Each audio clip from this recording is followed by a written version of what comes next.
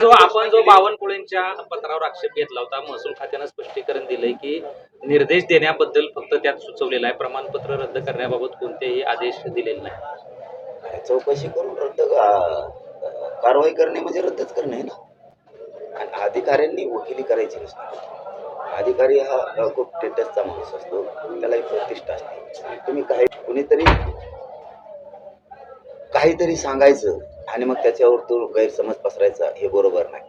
आणि जर अधिकाऱ्यांचं म्हणणं आहे की त्यांनी रद्द करायचं सांगितलंच नाही, स्वतः बावनकुळेंनी मान्य केलं की मी पत्र दिलंय म्हणून. मीडियात स्वतः बावनकुळेंनी पत्र दिलंय म्हणून मान्य केलंय. आणि याच्याही पलीकडं फडणवीस साहेबांनी असं सांगितलं होतं की सरकार हस्तक्षेप करत नाहीये, सरकारला हस्तक्षेप करायचा अधिकार नाही. माननीय सुप्रीम कोर्टाच्या जजमेंट प्रमाणे, नियमाप्रमाणे जात पडताळणी विभागाला व्हॅलिडिटी देण्याचा अधिकार सरकारला हस्तक्षेप करतात नाही. बावनकुळेचं पत्र काय, हस्तक्षेप करायसाठीच बावनकुळेंनी पत्र दिले. वाटपुळं जर गोरगरीब मराठ्यांचं 70 वर्षात मराठा समाजाचं जर वाटोळं कोणी केलं असेल तर ह्याच सरकारने केलं. कारण गोरगरिबांच्या लेकरांचं इतकं वाटोळं कोणीच केलं नाही, इतकं बावनकुळेंनी शिरसाटणी केलं.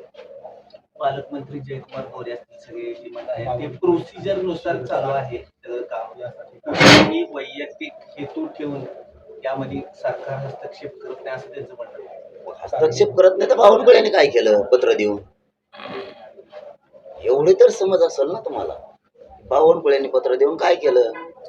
हस्तक्षेप करत नाहीत. प्रोसिजर सुरू आहे. प्रोसिजर कशाला म्हणतेत, काय म्हणतेत? प्रोसिजर नाहीये तर त्या गंगापूरमध्ये भावाची व्हॅलिडिटी बहिणीची रद्द कसं काय झाली? कोणची प्रक्रिया आहे? द्या की उत्तर. व्हॅलिडिटी भावाला दिली आणि बहिणीची रद्द केली, कोणची प्रक्रिया आहे ही? मराठ्यावर अन्याय करायची प्रक्रिया सुरू आहे का? ते काय बोललेत मला माहित नाही, त्याच्यामुळं ज्यांचं मी बोललेलंच ऐकलं नाही त्यांच्याबद्दल उगाच काही बोलणं योग्य नाही, म्हणून मी ऐकलंच नाही ते काय बोललेत ती.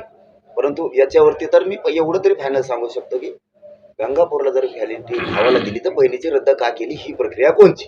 बघा, आंदोलन तर आंतरवालीच होणार, ते फायनल आहे. पण सांगता येत नाही, निर्णय वेळेवरती काय डाव फिरत काही सांगता येत नाही. पण वर्षावरती का करू नये?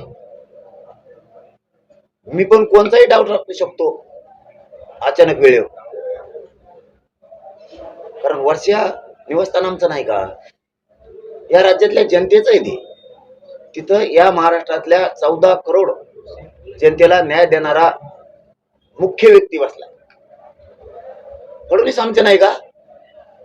ते जर आमचे नाहीत तर मग ते महाराष्ट्राचे मुख्यमंत्री कसे? वर्षा बंगला आमचा आहे, जनतेचा. फडणवीस साहेब जनतेचे आहेत.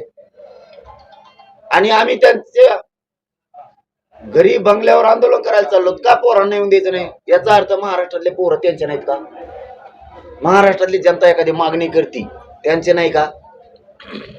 त्यांनी दिलदार मन दाखव, बसावर म्हणून गच्चीवर, त्यांच्यावर स्लॅबवर उपोषणावर